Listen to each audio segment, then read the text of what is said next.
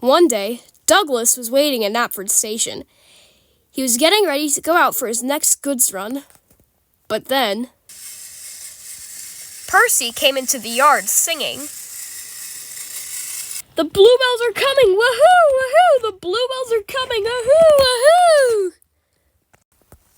Douglas was tired. "If ye must sing, Percy," grumbled Douglas, "can't ye sing in tune? Anyway, our song's about campbells.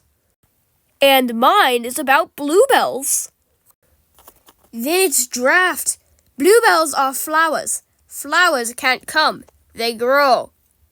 "My song isn't draft." "It is then. I know fine about bluebells. We have a song called The Bluebells of Scotland. But the bluebells of England are different. They're engines, and one of them's coming with his controller." Wait, didn't you listen to the Fat Controller telling us about it? I was away. Oh dear. I couldn't understand it at first, but here's what's happening now. Engines on the other railway aren't safe now. They what? Their controllers are cruel, Douglas. They put them on cold, damp sidings with workmen ready to go. And then they Percy nearly sobbed. They cut them up. They what? It's because of new technology. The other railway controllers think we're out of date. And they bring in new, modern diesels since I guess they use less resources or whatever. You're right there about yon diesels. They're all devils. Fair play, Douglas. Some are nice. Look at Rusty or Boko. Maybe so, but I'd never trust one myself.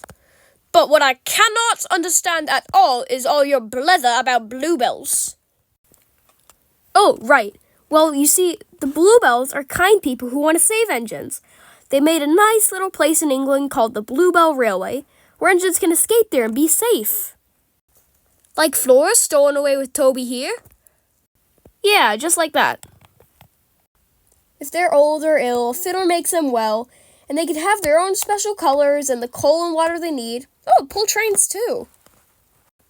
That's broad hearing, said Douglas with feeling. One of the engines there is named Stepney. He was the first to escape there.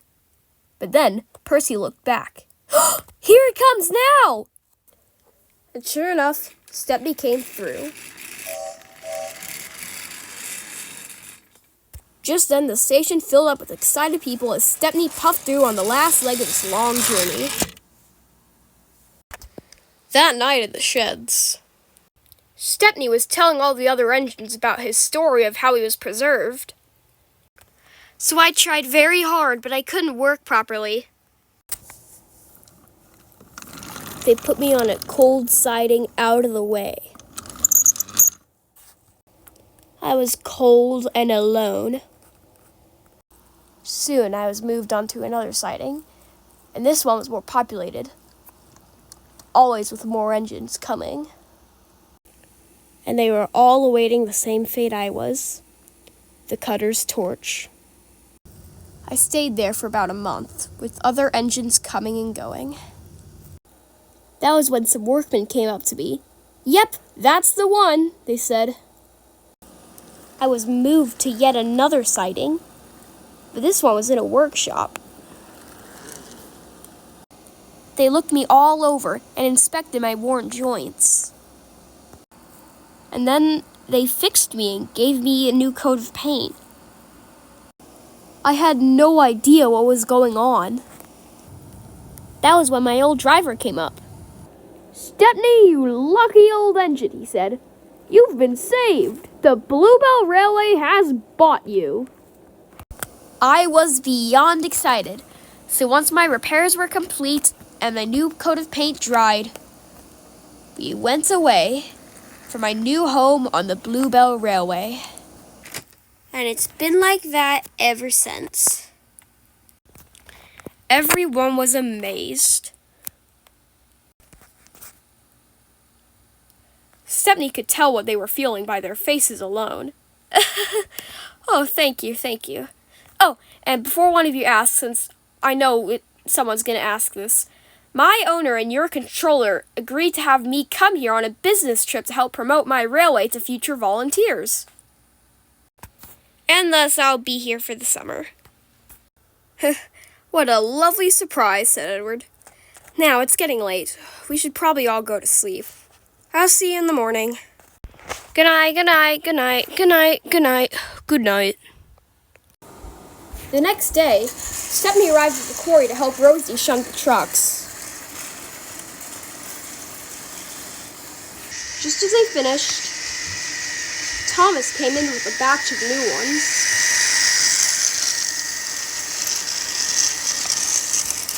Thomas stayed and helped shunt the trucks, and he soon left with his final night train.